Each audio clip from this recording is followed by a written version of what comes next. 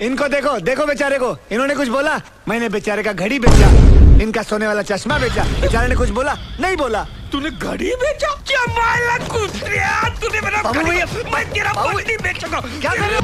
मारो बाबू भैया, मेरा घड़ी बेचा, गोल्डन चश्मा बेचा। क्या माला, जय महाराष्ट्र, क्या माला, क्या माला।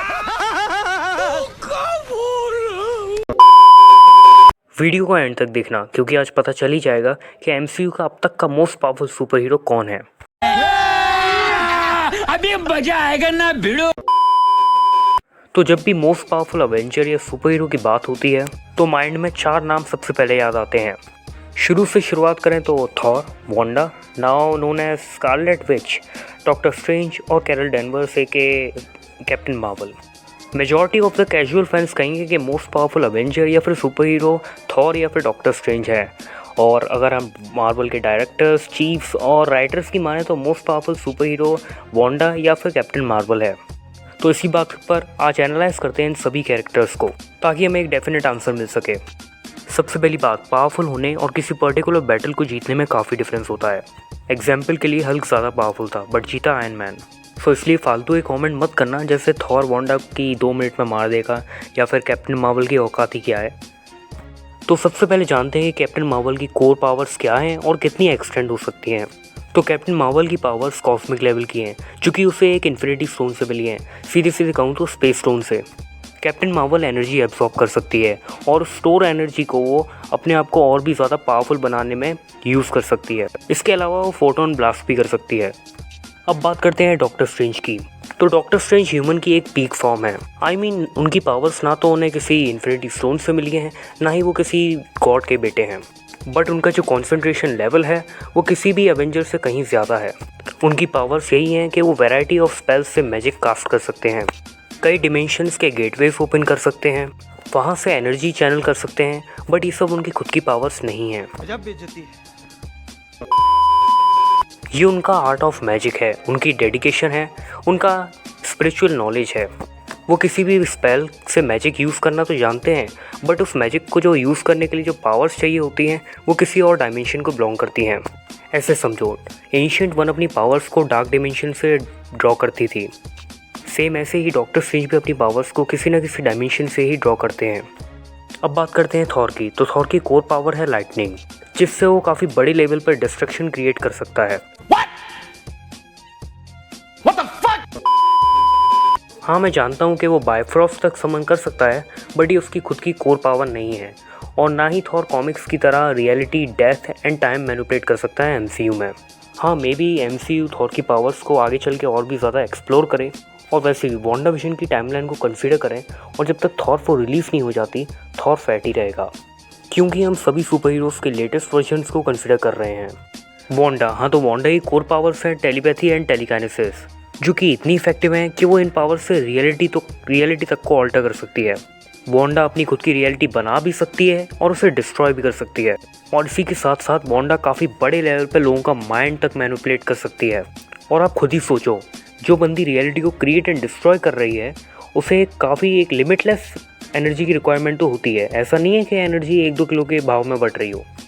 अब देखो कैप्टन मार्वल अपनी पावर्स के थ्रू एक सर्टेन एरिया को इफेक्ट कर सकती है बट क्या वो अपनी पावर्स से एक कंट्री को अफेक्ट कर पाएगी? नहीं। एग्जाम्पल के लिए इंडिया ले लो, थोड़ा और बड़ा कर लो तो चाइना ले लो। हालांकि थॉर अपनी पावर से एक कंट्री एंड इवन कॉन्टिनेंट तक को इफेक्ट कर सकता है। एग्जाम्पल के लिए एशिया ले लो यार, ऐसा लग रहा है मैं कॉन्टिनेंट बेच रहा हूँ। बट यारों डॉक्टर स्ट्रेंज और वांडा ऐसे लोग हैं जो अपनी पावर से एक पूरे वर्ल्ड तक को इफेक्ट कर सकते हैं और डार्क होल्ड बुक के अकॉर्डिंग तो वांडा की डेस्टिनी ही वर्ल्ड को डिस्ट्रॉय करना है। नहीं यार सच में थॉर माइटीएस्ट है, हल्क स्ट्रॉन्गेस्ट है, बट मैं पावरफुल की बात कर रहा हूँ जो कि वांडा नहीं है बल्कि स्कारलेट विच है, क्योंकि स्कारलेट विच एक टाइटल है वैसे ही जैसे सॉर्सरेस सुप्रीम और थॉर भी एक टाइटल है। और डार्क होल्ड बुक के अकॉर्डिंग स्कारलेट विच सॉर्सरेस सुप्रीम से भी ज़्यादा केपेबल है और फिलहाल स्कारलेट विच का टाइटल वांडा के पास है एंड इसलिए वांडा मोस्ट पावरफुल है अभी। और मोस्ट पावरफुल भी एक टाइटल है जो आज वांडा के पास है, कल थॉर के पास था और कल किसी और के पास होगा। इसलिए मेरे ओपिनियन को ज़्यादा माइंड मत करना।